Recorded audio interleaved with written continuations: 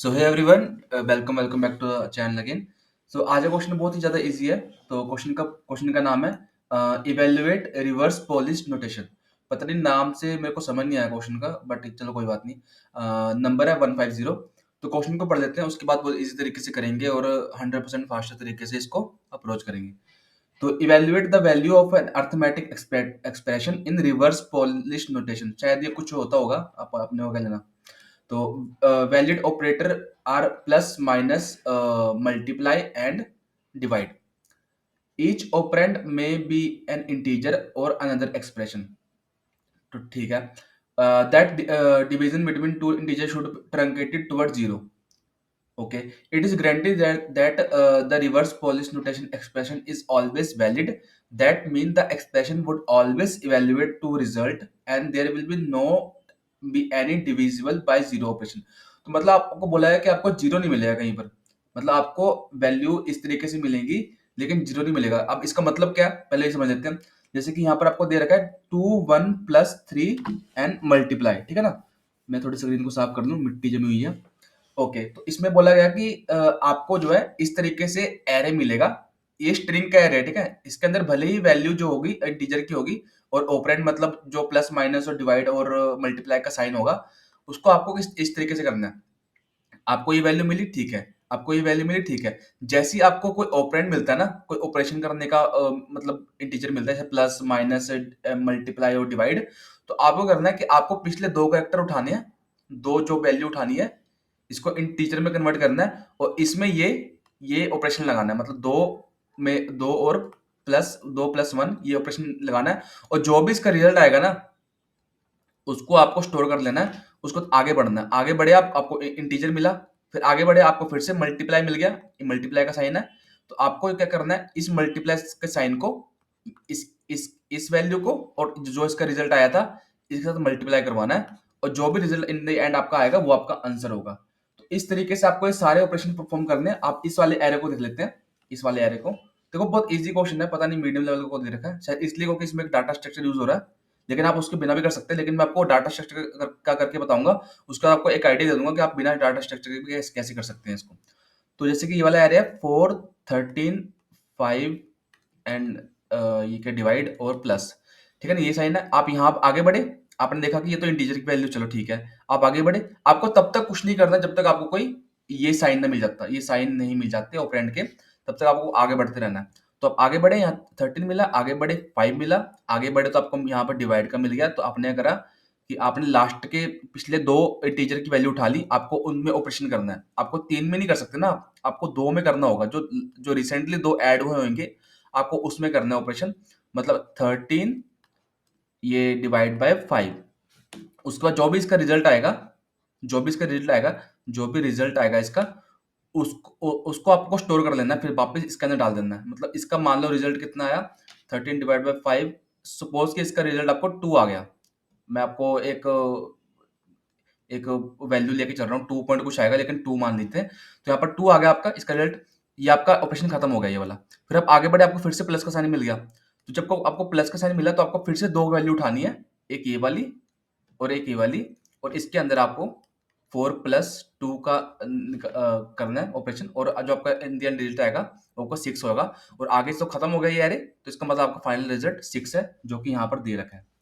तो यही करना था इसमें, बहुत ईज़ी है। देखो, अभी आपको कुछ दिमाग में कोई आइडिया आ रहा होगा, आप किस तरीके से कर सकते हैं।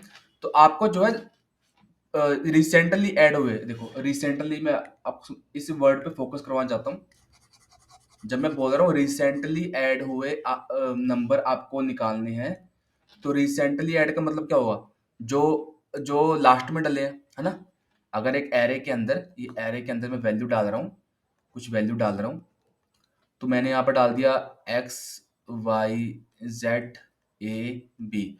अब मेरे को रिसेंटली ऐड हुआ नंबर चाहिए, तो रिसेंटली ऐड हुआ नंबर यही है ना, लास्ट वाला। तो लास्ट वाले नंबर को मेरे को निकालना है।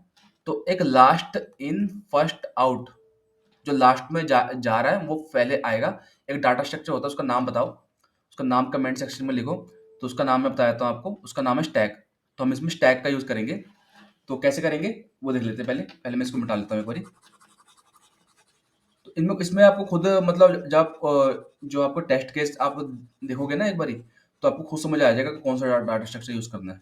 तो मोस्ट ऑफ द क्वेश्चन में प्रैक्टिस के साथ ये समझ आता है, बाकी कोई दिक्कत नहीं है, मैं आपको बता ही रहा हूँ। तो आपको करना है, एक स्टैक ले लेनी है, एक स्टैक ले लेनी है, और स्टैक के अंदर आपको वैल्यू स्टोर करते जाना है। जब-जब आपको इंटीजर मिल रहा है, तब तक आपको वैल्यू जो है इंटीजर में जो है अपना क्या कहते हैं टाइप कास्ट करके स्टोर करते जाना है। तो टाइप कास्ट कैसे करेंगे वो तो चलो बच्चों वाली गेम है, वो तो बाद में देख लेंगे, कोड में देख लेंगे। लेकिन आपको ऐसे मान लो 2 मिल गया, तो 2 आपने इसमें डाल दिया, ठीक है ना? फिर आपको 1 मिल गया, फिर आपने 1 इसमें डाल दिया, फिर आपको प्लस मिल गया। जैसे आपको प्लस मिला ना, आपकी घंटी बज गई दिमाग की, तो आपने क्या करा, स्टैक में से पॉप किया ये वाला एलिमेंट, इसको आपने दे दी वैल्यू 2, और स्टैक में से दोबारा पॉप किया आपने ये वाला एलिमेंट, इसको आपने दे दी वैल्यू 1। अब वैल्यू 1 को दी और 2 को दी, ठीक है ना? ये 1 आएगा यहाँ पर, और यहाँ पर 2 आएगा। ये वैल्यू 2 है, ये वैल्यू 2 मतलब ये वाली वैल्यू, और वैल्यू 1 मतलब वैल्यू 1 वही आएगी जो आपको सबसे पहले ऐड हुई थी। तो सबसे पहले आपकी 2 ऐड हुई थी, तो हमेशा आपका ऑपरेशन ऐसे होएगा, ए ऑपरेशन, कुछ भी ऑपरेशन हो सकता है बी, ना कि आपका बी ऑपरेशन ए। अगर बी ऑपरेशन ए करोगे तो आपका वो रिजल्ट दूसरा गलत आ जाएगा। कैसे? क्योंकि अगर 4 मल्टीप्लाई 3 या 3 मल्टीप्लाई 4, ये तो वैल्यू सेम आएगी, लेकिन जब आप 4 डिवाइड बाय 3 और 3 डिवाइड बाय 4 करोगे ना, तब आपका गड़बड़ हो जाएगा, ठीक है ना? और या फिर आप 4 माइनस 3 या 3 माइनस 4 करोगे, तब भी गड़बड़ हो जाएगा, वैल्यू माइनस में आ जाएगी, यहाँ -1 में आएगी या 1 में आएगी। तो इससे बचने के लिए हमको हमेशा ही जो पहले वैल्यू ऐड होगी वो पहले आएगी, और जो बाद में वैल्यू ऐड हुई होगी वो बाद में आएगी। तो जैसे ही आपका प्लस यहाँ पर आया, आपने ये 2 वैल्यू निकाल ली, ठीक है? आपने ये 2 वैल्यू निकाल ली। अब आपने क्या करा, वैल्यू 1 वैल्यू सॉरी, हैंडराइटिंग के लिए सॉरी यार, मैं कोशिश करता हूँ मतलब सुधारने के लिए, सुधर जाएगी किसी। तो वैल्यू 1 ऑपरेशन क्या है आपका, प्लस, यहाँ पर प्लस डाल देता हूँ, प्लस वैल्यू 2। तो आपको ये ऑपरेशन करना है, और जो भी इसका रिजल्ट आएगा ना, उसको वापस आपने स्टैक के अंदर पुश कर देना है। तो सपोज का रिजल्ट जो आया 2 + 1 3, तो आपने स्टैक डॉट पुश कर दिया, स्टैक में अंदर पुश कर दिया ये 3 को, तो 3 वापस स्टैक के अंदर ऐड हो गया। फिर आप आगे बढ़े, फिर आपको फिर से 3 मिल गया, फिर आपने 3 फिर से ऐड कर दिया स्टैक के अंदर, फिर आपको मल्टीप्लाई मिला, तो आपने फिर से वही चीज ऑपरेशन करी, ये 2 वैल्यू निकाली, ऑपरेशन लगाया, जो रिजल्ट आया वापस स्टैक के अंदर डाल दिया। इन दी एंड आपके स्टैक के अंदर सिर्फ एक वैल्यू बचेगी, उसको हम कर देंगे स्टैक डॉट पीक, और हमारा वही आंसर हो जाएगा। स्टैक डॉट पॉप या स्टैक डॉट पीक, कुछ भी कर सकते हैं। तो फटाफट कोड को देख लेते हैं, कोड क्या कह रहा है। तो कोड ये है, ज़्यादा खास है नहीं है, तो मैं इसको बड़ा कर लेता हूँ, और एक अपना एक अच्छा सा पेन ले आता हूँ, ठीक है? तो देखो, और बड़ा कर लें, बहुत है ना क्या? बहुत है, बहुत है, चलो यार ये बंद हो जाता है, एक मिनट इसको यहाँ रख लेता हूँ। तो ठीक है, यहाँ पर मैंने ये कर लिया। अब मैंने करा वही स्टैक बनाया। अब समझते जाओ, एक एक लाइन समझाऊंगा, समझते जाओ। मैंने इस टोकन जो एरे है, इसका नाम टोकन दे रखा है। टोकन एरे के अंदर मैंने ट्रैवर्स किया इस तरीके से, देखो ये मैंने ट्रैवर्स कर रहा है फॉर ईच लूप से। तो फॉर ईच लूप से मैंने ट्रैवर्स किया, और हर वैल्यू को, स्ट्रिंग की वैल्यू को एस से मैंने असाइन कर लिया, ठीक है ना? ये फॉर ईच लूप अगर आपको नहीं आता तो फोर आई लूप कर सकते हैं, लेकिन आपको आना चाहिए, ठीक है ना, अगर आप क्वेश्चन कर रहे हो तो। अब मैंने करा 2 कंडीशन लगाई, एक कंडीशन मेरी ये वाली है, एक कंडीशन मेरी ये वाली है, और दूसरी कंडीशन मेरी, इसको मैं ऐसे कर लेता हूँ, ये ठीक। ऊपर तो मैंने स्टैग ही बनाया, ठीक है, उसको तो मैं लुका सकता हूँ। तो यहाँ तक इसको यहाँ तक लेके आ सकता हूँ। तो मैंने करा वही स्टैग बनाया था, उसके बाद मैंने फोर इच लूप लगाया। एक कंडीशन मेरी यहाँ से लेके, देखो यहाँ से लेके ये यहाँ तक है, और दूसरी कंडीशन मेरी यहाँ तक है। अब यहाँ वाली कंडीशन देखो, कोड लंबा लग रहा है लेकिन छोटा हो सकता था, लेकिन मैंने इसलिए इसको लंबा करा ज़्यादा। हर वैल्यू को मैंने असाइन किया एक वेरिएबल में, ताकि आपको समझाने में इजी हो।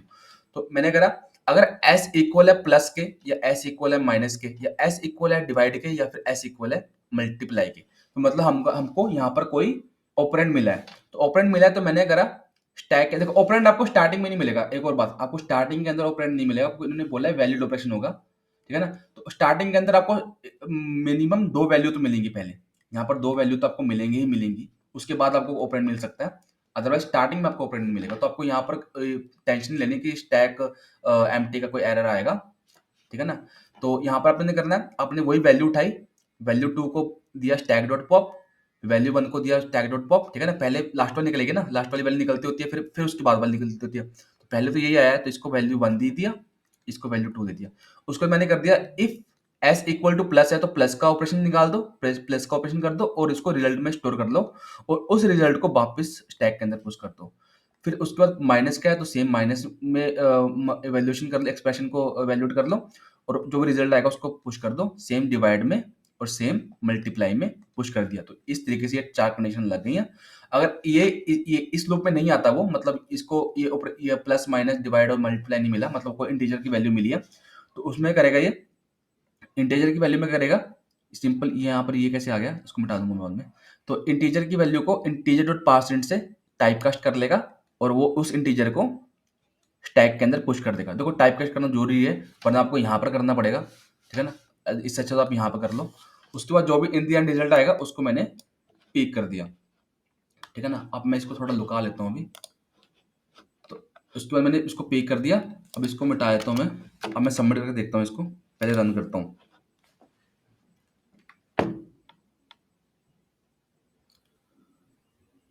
नेट यार बहुत ज़्यादा फास्ट है मेरा लगता है। हाँ हो गया। तो उसके बाद मैं सबमिट करता हूँ इसको,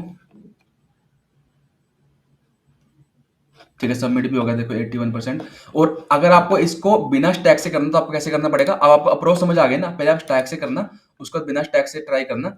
बिना स्टैक से कैसे होगा, आपको 2 वेरिएबल मेंटेन करने पड़ेंगे। चाहे तो आप एरे मेंटेन या एरे लिस्ट मेंटेन कर सकते हैं, क्योंकि आपको पता नहीं है कि स्टार्टिंग में आपको कितने सारे कितनी वैल्यू आएंगी, ठीक है ना? कितनी वैल्यू आपको जो है इंटीजर की आएंगी।